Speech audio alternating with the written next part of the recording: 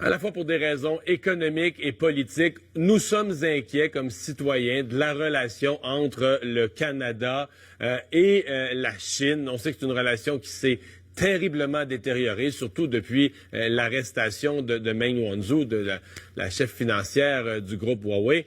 L'homme que vous voyez, là, que vous avez vu dernièrement, Li Keqiang, c'est le premier ministre de la Chine.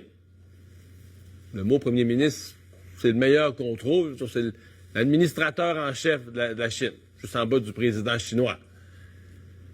La CBC nous a appris que, après une demande d'accès à l'information, bien, ces deux-là, M. Li Keqiang et M. Trudeau, ils auraient pu se parler au téléphone, au cœur de la crise, l'hiver passé, quand des Canadiens ont été arrêtés sans raison. Et donc, la CBC nous apprend qu'il n'a pas pris le téléphone de M. Trudeau. M. Trudeau a placé un appel.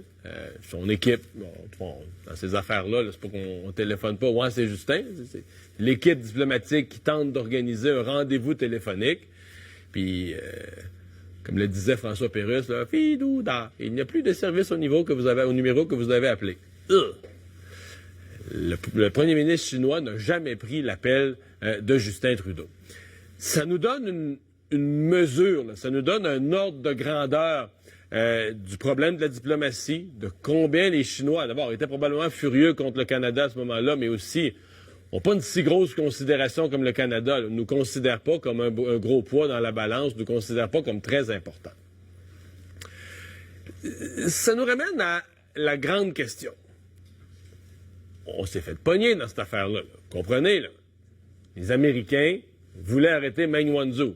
Les Américains ont dit, elle a une maison à Vancouver, là, elle va arriver, elle va passer sur votre territoire, le Canada. On vous demande de l'arrêter pour faire son extradition, pour nous l'envoyer aux États-Unis.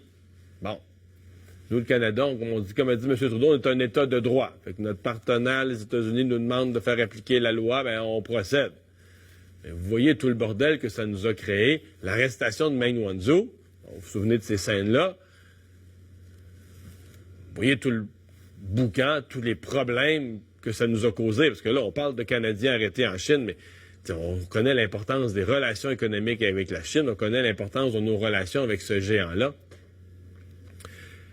Là, au cours des dernières semaines, puis il l'a fait même ici à l'émission, on a demandé à Brian Mulroney, on demande aux gens, c'est une crise terrible pour le Canada, un malaise terrible pour le Canada, on demande aux personnes de haut niveau, on a demandé à M. Mulroney qu'est-ce que vous feriez avec ça. C'est pas tellement qu'il aime Jean Chrétien, là. C'est pas deux grands amis, si vous n'êtes pas au courant, là. Mais quand on demande à M. Mulroney, il dit c'est tellement grave, c'est tellement une crise terrible, inquiétante pour le Canada, puis où on est affaibli. On devrait demander à M. Jean Chrétien de devenir un émissaire, puis que M. Chrétien aille, avec d'autres, pourtant, aille rencontrer les Chinois comme émissaire mandaté par le premier ministre du Canada pour réparer la relation. Ce matin, ben, on a posé la question, des gens ont posé la question à M. Chrétien. « Hey, M. Chrétien, seriez-vous prêt à faire ça, vous? » Ce matin, dans le Globe and Mail, réponse de Jean Chrétien. Il dit « Ouais. » M. Chrétien, il y a un certain gros bon sens, une certaine sagesse puis de l'expérience aussi, un certain gros bon sens, puis des fois une simplification à sa façon des enjeux. C'est quoi la première chose que je ferais, moi? Je libérerais Meng Wanzhou. On règle le problème.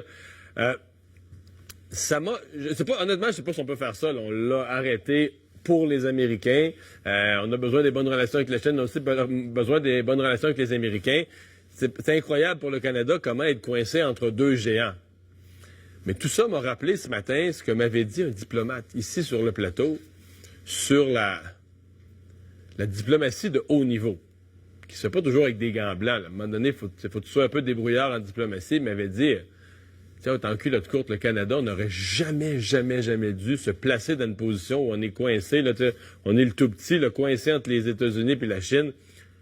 Même, on aurait peut-être dû envoyer un émissaire, envoyer quelqu'un, un subalterne, avertir les Chinois, avertir Meng Wanzhou, dire, regarde, là, nous autres, là, on n'a pas le droit de te dire, on n'a pas le droit de te dire ça, mais viens pas au Canada, là, on va être pris pour t'arrêter.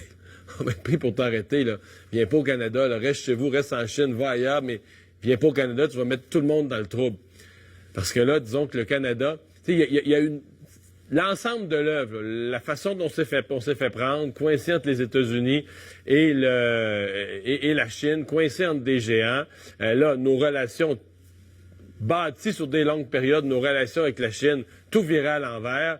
Puis l'humiliation, je veux dire, moi, comme citoyen du Canada, je suis à la fois humilié et inquiété quand je dis, OK, on appartient à un pays du G7. Puis quand mon premier ministre prend le téléphone et veut parler au premier ministre chinois, au numéro 2 chinois, ça répond même plus.